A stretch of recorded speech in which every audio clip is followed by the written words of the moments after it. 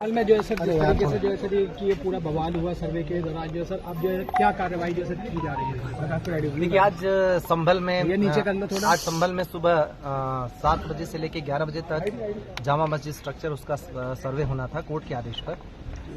Court ने आदेश पर जो सर्वे यहाँ आई भी थी एडवोकेट कमिश्नर के साथ, और उनके साथ पर्याप्त सुरक्षा बल भी था, जिलाधिकारी और पुलिस अधीक्षक भी साथ ही गए थे।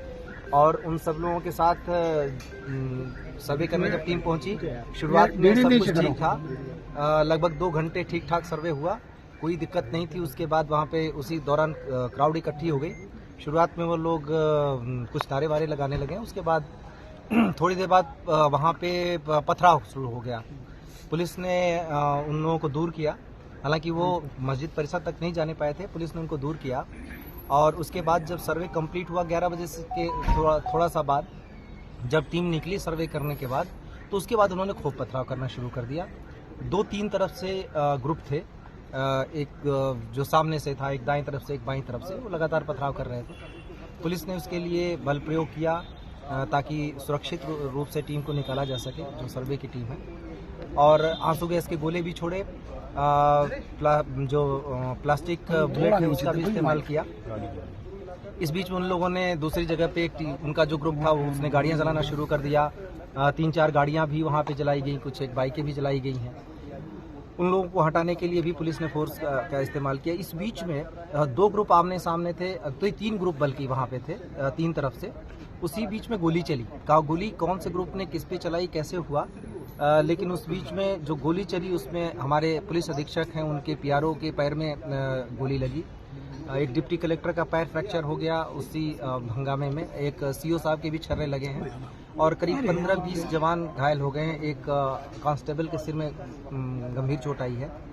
और इस गोलीबारी में जहां तक अभी तक कंफर्म हुआ उसके हिसाब से 3 लोगों की मृत्यु भी हुई है। उन 3 लोगों के नाम है नईम जो कोट करवी से हैं, बिलाल जो सराय तरीन से है, और नुमान जो हयात नगर सराय तरीन से है। इन तीनों लोगों के अब पोस्टमार्टम की हम तैयारी कर रहे हैं। और जो स्थिति है अभी वो फिलहाल कंट्रोल में है। बीच में जो वो ग्रुप था वो कुछ लोग घूम के चले गए दूसरी तरफ, नखासा की तरफ, और वहाँ पर मैं और डीआईजी साहब मौजूद थे। वहाँ पे भी पथराव किया गया। हम लोगों ने उस भीड़ को खदेड़ा, बाद में एसपी और डीएम साहब भी आ गए थे। उस पथराव घटना में हमारी कोशिश रही कि उनमें से कुछ को पकड़ा जाए, और पकड़ा भी गया। उनमें 2 महिलाएं भी पकड़ी गई जो छत पर से पथराव कर रही थी, और काफ़ी कुछ 5-6 लड़के भी पकड़े गए। अभी तक कुल मिला के जो अभी तक संख्या 15 लोगों के करीब डिटेन किया गया, उन लोगों से पूछताछ चल रही है। ये निश्चित रूप से एक उकसावे के अंदर की कार्रवाई है, जिसमें जाने भी गई हैं। ये सारे लोग नई उम्र के लड़के या तो थे या फिर महिलाएं थी। ये सारे लोग किसी न किसी उकसावे में आकर कर रहे थे, क्योंकि जो सर्वे का काम है वो कोर्ट के आदेश से पहली बात तो हो रहा है। दूसरी बात यह है कि सर्वे का काम पीसफुली चल रहा था, अभी तक कोई भी दिक्कत नहीं आई थी। तीसरी चीज ये है कि सर्वे में कोई ऐसी चीज नहीं की जा रही है जिससे मस्जिद के स्ट्रक्चर को उसके साथ छेड़छाड़ की जाए, बल्कि आज जो पथराव हुआ उसमें मस्जिद के ऊपर पत्थर जरूर चलाए गए, क्योंकि वहाँ पे टीमें थी, तो मस्जिद पे भी पत्थर चलाए गए। मुझे नहीं पता मस्जिद को नुकसान हुआ या नहीं, लेकिन खूब जम के मस्जिद पर भी पथराव हुए, जो एक तरीके से देखें तो ये उनके धर्म के हिसाब से भी गलत है। सभी को समझाने का प्रयास किया जा रहा है। सभी जनप्रतिनिधियों से भी हम लोग बातचीत में हैं, और बाकी लोगों से भी बातचीत कर रहे हैं। अभी तक स्थिति नियंत्रण में है, पूरी तरह शांत है, और आगे स्थिति नियंत्रण में ही रहे, कोई दिक्कत न हो, इसके लिए अभी हम सभी ने रणनीति बनाई है। फोर्स पूरी तरह बाहर से भी बुला ली गई है, सभी जगह फोर्स मौजूद है।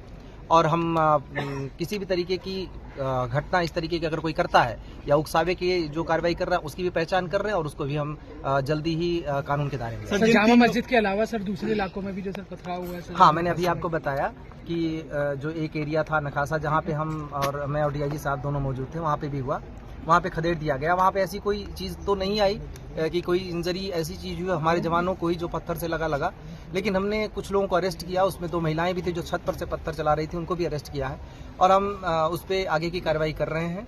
जो इसमें जितने भी चीज़ें हैं सबकी एनालिसिस हो रही है, उस पर हम आगे की कार्रवाई करेंगे। लोगों से अपील लगातार की जा रही है पुलिस अधीक्षक ने भी अपील की, जिलाधिकारी ने भी अपील की, हम दोनों, मेरे और डीआईजी साहब के द्वारा भी लगातार अपील की गई है कि किसी के बहकावे में आके इस तरीके की हरकतें न करें। इससे जीवन को खतरा तो है ही है, शहर के अमन को भी खतरा है, और सबसे बड़ी बात है कि इसमें से कई लोगों का भविष्य बर्बाद हो जाएगा। तो बेहतर हो कि कोर्ट की कार्रवाई कोर्ट के थ्रू जरिए ही रहे।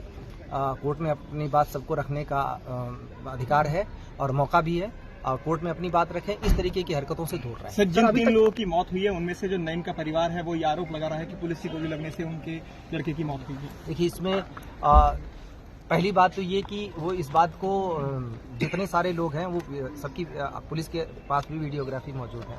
सर, जितने सारे लोग वहाँ आए हैं उसमें पथराव करने आए थे। इसके बाद पहली बात जो ये अगर इस बात को अगर मानते हैं कि उनका बेटा पथराव करने गया था या कोई भी व्यक्ति वहाँ पथराव करने गया था, उसमें क्या अनटूवर्ड्स इंसिडेंट होते हैं, ये पहली बात को जिम्मेदारी उनको लेनी चाहिए। क्या वजह थी जिसके लिए पथराव करने की आवश्यकता थी, कौन सी आपदा आन पड़ी थी, किसको किसने क्या किया या पुलिस प्रशासन ने क्या किया, पहले तो उनको ये देखने की जरूरत है।